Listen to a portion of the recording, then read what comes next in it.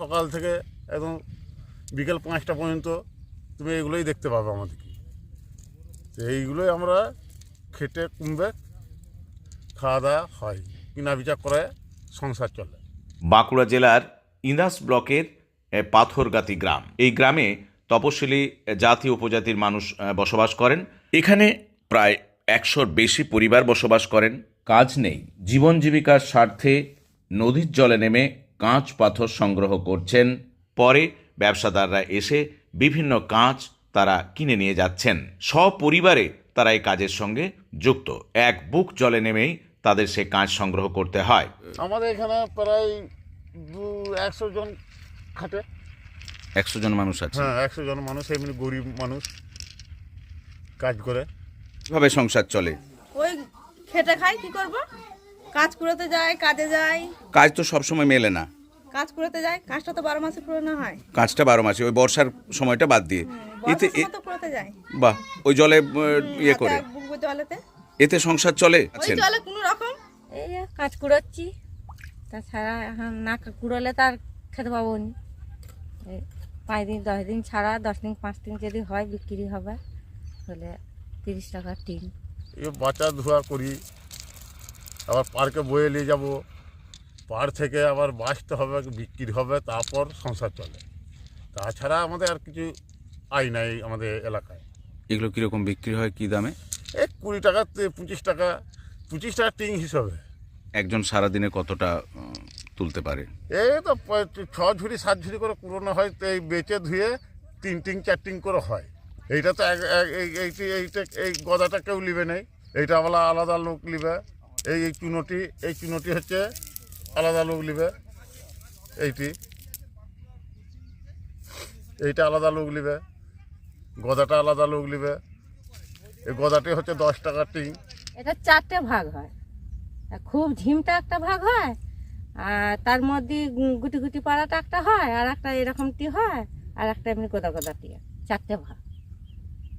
4টে কি 4 রকম দাম? 4টে 4 রকম বলতে এই গুটি বড় মিনিটটা ওইটা তোমার 30 টাকা, আর ছোটটা ওইটাও 30 টাকা, আর বড়টা 25 টাকা, খুব গোদাটা 25 টাকা। এগুলো কি কাজে লাগে? এগুলো মেজে ফেজে ঢালাই করতে আর করতে, গোল ঢালাই আর ঢালাই করতে নিয়ে যায়। তাছাড়া তো কোনো কাজে লাগবে না। এই গদাটা, ছোটটা? এই ছোটোটা মিনি হয়। কারা কিনতে আসে? বাইরের থেকে লোক আসে, দরকার হলে এসে নিয়ে যায়। পয়সা যাদের পরে দরকার হয় বানকি দিয়ে যায়, নাহলে গাড়ি নিয়ে আসে, এসে যারা মিনি করে তাদের মিনিতে লাগে। দ্বারকেশ্বর নদের তীরে বসবাসকারী তপশিলি জাতির মানুষগুলো এই কাঁচ পাথর সংগ্রহ করেই জীবিকা অর্জন করছেন। তাছাড়া কিছু রোজগার নেই আমাদের এখানে। আমাদের এখানে কদিন ধান রোয়া হয়, 5 থেকে 6 দিন, তাহলেই হয়ে গেল। এখন মানুষ দাম সিট করছে, ছড়িয়ে দিচ্ছে, আর গাড়িতে ধান কেটে নিচ্ছে। তাহলে কী করে খাবে মানুষ? এইভাবেই চলে যাচ্ছে সংসার আর কি। কয়েকশো পরিবারের হাজারখানেক মানুষ সেই গ্রামে বসবাস করেন। নদীর চরেই তারা কাঁচ সংগ্রহ করে স্তূপীকৃত করে রাখেন। তারপর কাঁচ ব্যবসায়ীরা এসে সেই কাঁচ 10 টাকা, 20 টাকা, 30 টাকা বিভিন্ন আকার অনুযায়ী তারা কিন্তু কিনে নিয়ে যাচ্ছেন। চাষের কাজ তো কিছুই নাই, এখন ধান কাটা গাড়ি উঠে সব চাষবাস সব হয়ে গেছে। যন্ত্রতেই হচ্ছে। হ্যাঁ, যন্ত্রই হচ্ছে। আর এমনি হলে যাই, আর না হলে এই যে বেটা ছেলেরাও এখানে করে, না করলে কোথা থেকে খেতে পাবে। কখন আসেন এখানে নদীতে? সকালই আসি, সব যদি করে মুড়ি নিয়ে চলে আসি, আকপালি করে করা হয় কাজ, দিয়ে তারপরে খাওয়া দাওয়া হয়। এই যে যেমন খাই, আকপালি কাজ করে খেতে বসেছি। কতক্ষণ করবেন কাজ? আর একটু পরে পালা বসা, চান ফান করে। কে কে এসছেন? ওই আমার স্বামী এসছে, আমি এসছি। কৃষিকাজ প্রায় নেই বললেই চলে। যেটুকু কৃষিকাজ চলে তা যন্ত্র চালিত, অর্থাৎ যন্ত্রের মাধ্যমেই সে কাজগুলো চাষিরা করে ফেলেন। তাই কৃষিকাজ না পেয়ে বা অন্য বিকল্প পথ না পেয়ে তারা স্থানীয় দ্বারকেশ্বর নদের জলে নেমে কাঁচ পাথর সংগ্রহ করে নেন। সেই কাঁচ পাথর থেকে বিভিন্ন আকার অনুযায়ী বিভিন্ন ভাগে ভাগ করে তারা কিন্তু বিক্রি করেন। তাহলে এই মানুষ কীভাবে খাবে কাজ? এইটি চলে যাচ্ছে সংসার।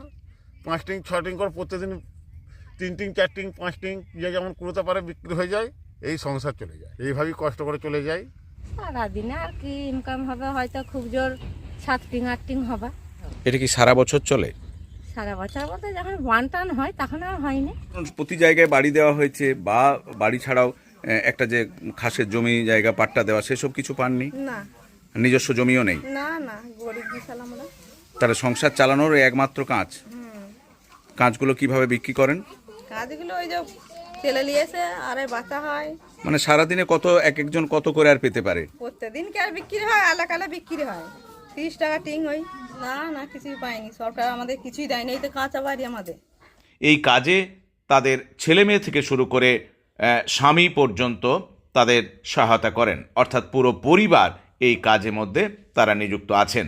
তাদের একটাই দাবি, যদি কোনো আয়ের উৎস থাকতো তাহলে এই কাজ করে তাদের জীবিকা নির্বাহ করতে হতো না।